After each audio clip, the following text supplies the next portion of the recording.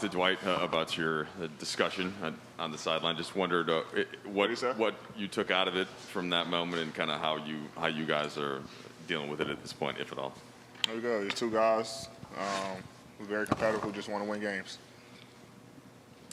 He said that it might have been just on the court, something defensive, whatever it was. Do you think there's anything with the level of frustration, or is something you think is in the past at this point? No, he's over with. And then, LeBron, just one question of the fourth quarter. Was there something you guys found going to the rim that hadn't been there this game plus the season opener that you saw, and anything else, just trying to find some of that cohesion? Yeah, just trying to find a rhythm, really. Trying to play with pace. One thing in the fourth quarter we did, we got stops. I mean, we gave up 21 points.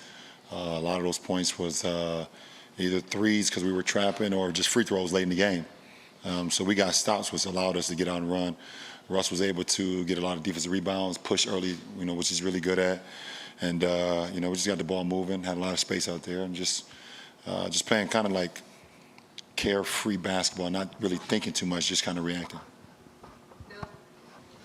AD, both you and Dwight said that you guys resolved it and, competitive guys. But seeing teammates, come together like that on the sideline, with a shove and all that, we're not used to seeing that very often. It's not something you see very often. Why should that not be looked at as a sign of, a fracture with the chemistry of this team? I mean, y'all can look at it how y'all want to look at it. I mean, that's on y'all. But,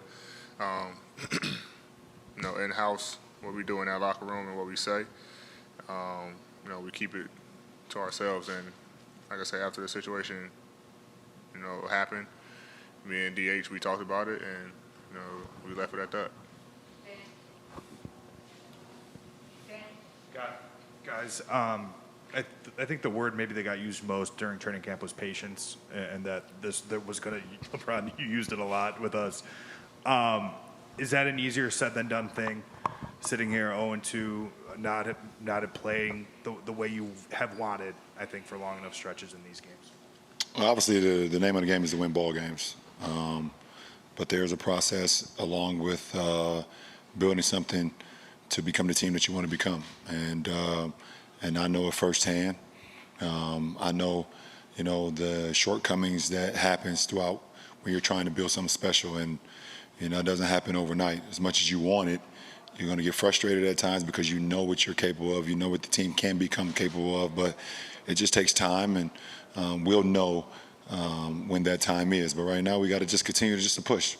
Continue to stay positive, continue to push, continue to work our habits, continue to play good basketball for one another, and get on the board, get on the winning board. Obviously, that's the most one of the things that we want to do. But we're going to have games that we win, we should have lost. We're going to have games that we lost that we should have won. But ultimately, I think if we continue to get better as the months go on, as the season go on, then we will be the team that we want to be. AD, what was the nature of the defensive miscue that you and Dwight were trying to figure out? You guys were discussing. Just a pick and roll scheme. That was it. Let's say me and him trying to figure, not just me and him, but all of us trying to figure out on the defensive end. And something happened. I was saying one thing, he was saying another on the scheme, and one thing led to another. And like I said, we talked about it, and we left it in the locker room at halftime. In addition to what happened with you and Dwight, there was text tonight. There was a fan that got up in Rondo, and the emotions of this night. Do you think there's any reflection on how your team composes itself, or how you can handle emotions in high, intense games like this? We got to do a better job of, not allowing calls that we feel like should win our way stop us from what our goal is out on the floor.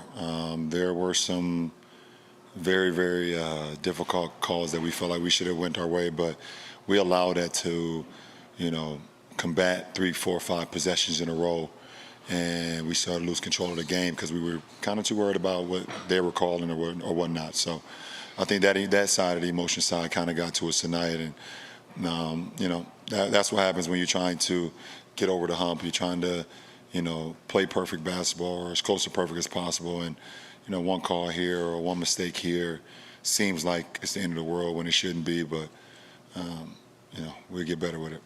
We have no choice but to get better with it. Rashawn Haylock, KTLA 5 Sports. LeBron, a lot of frustration, obviously, but what is something that you can take away from tonight that the team improved on, that you guys got better at tonight? I don't think it's a lot of frustration. I really don't. I think there's moments when you're frustrated because you want to be better. You want better communication. You don't want to turn the ball over. You don't want to give up a layup. You don't want to miss an assignment. But I think it can get overly blown when you lose a game and you have some text here and you see altercation. You start saying, okay, well, these guys are ultimately, the whole thing is frustration. And we're competitors. If you don't get mad at certain things on the floor that you feel like should have done better, then what are you here for? So, we like that as a ball club. We like the adversity. I like the adversity, and I like it even more when two men and a team can come together and talk about it and move on. I mean, that's what real men do. You don't let it linger. You say what you got to say, and you talk about it and you move on. That's what we did tonight.